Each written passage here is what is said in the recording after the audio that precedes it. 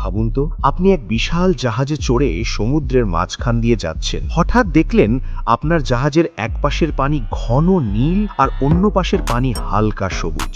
মাঝখানে ঠিক যেন কেউ একটা অদৃশ্য দেওয়াল তুলে দিয়েছে।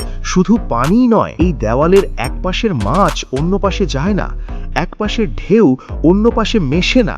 যেন দুটি ভিন্ন জগৎ, যারা পাশাপাশি থেকেও হাজার হাজার বছর ধরে একে অপরের থেকে আলাদা হয়ে আছে। কিন্তু কি সেই রহস্যময় শক্তি যা এই জলের বিভাজন তৈরি করেছে? কেন মাছেরা এই অদৃশ্য সীমানা পার হতে ভয় পায়? এই অদ্ভুত প্রাকৃতিক ঘটনার পেছনে কি শুধুই রহস্য, নাকি লুকিয়ে আছে কোনো গভীর বিজ্ঞান? চলুন আজ সেই রহস্যের গভীরে ডুব দেওয়া যায়। পৃথিবীর সবচেয়ে বিখ্যাত এমন দৃশ্য দেখা যায় আলাস্কা উপসাগরে, যেখানে হিমবাহ থেকে গলে আসা মিষ্টি পানি আর মহাসাগরের লবণাক্ত পানি একসাথে মিলিত হয়। এছাড়াও দক্ষিণ আমেরিকার কেপ হর্ন এবং জিব্রাল্টার প্রণালীতেও এই অবিশ্বাস্য দৃশ্য চোখে পড়ে।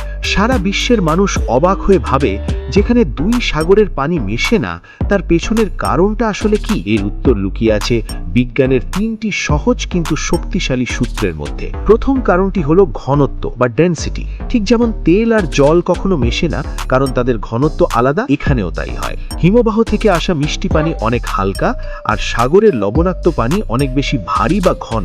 এই ঘনত্বের বিশাল পার্থক্যের কারণে তারা একে অপরের সাথে মিশে যেতে পারে না। দ্বিতীয় কারণ হলো পৃষ্ঠটান বা সারফেস টেনশন। প্রতিটি জলের ধারার নিজস্ব একটি টান থাকে, যা একটি অদৃশ্য পর্দার মতো কাজ করে। এই টান এতটাই শক্তিশালী যে এটি দুটি ভিন্ন ঘনত্বের পানিকে একে অপরের সাথে মিশে যেতে বাধা দেয়, ফলে মাঝখানে একটি স্পষ্ট বিভাজন রেখা তৈরি হয়। আর তৃতীয় কারণ হলো কোরিওলিস এফেক্ট বা কোরিওলিস প্রভাব। পৃথিবী তার নিজের অক্ষে ঘুরছে, আর এই ঘূর্ণনের কারণে দুই পাশের স্রোত ভিন্ন দিকে প্রবাহিত হয়, যা তাদের আলাদা থাকতে আরও সাহায্য করে। এখন প্রশ্ন হলো, মাছেরা কেন এই সীমানা পার হয় না? এর কারণ আরও চমকপ্রদ। লবণাক্ত জলের মাছ যদি হঠাৎ মিষ্টি জলে চলে যায়, তবে তাদের শরীরের কোষগুলো অতিরিক্ত পানি শোষণ করে বেলুনের মতো ফুলে ফেটে যাবে, যাকে বলে অসমটিক শক। আবার মিষ্টি জলের মাছ যদি লবণাক্ত জলে যায়, তবে তাদের শরীর থেকে সব পানি বেরিয়ে গিয়ে তারা পানি শূন্যতায় মারা যাবে। তাই মাছেরা জানে এই অদৃশ্য দেওয়াল তাদের জন্য জীবন মরণের সীমানা।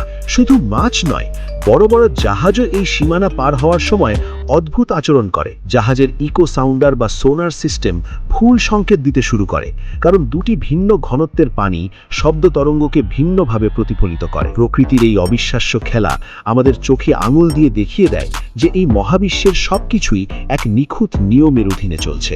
প্রকৃতির এমন আরও হাজারো অবাক করা রহস্য আমাদের চারপাশে ছড়িয়ে আছে। আপনি যদি সেই সব অজানা রহস্যের গভীরে ডুব দিতে চান, তাহলে রহস্য সন্ধানী পরিবারের সদস্য হতে ভুলবেন না। চ্যানেলটি সাবস্ক্রাইব করে বেল আইকনটি প্রেস করে দিন, যাতে পরবর্তী রহস্যময় অভিযানের সঙ্গী হতে পারেন। ধন্যবাদ।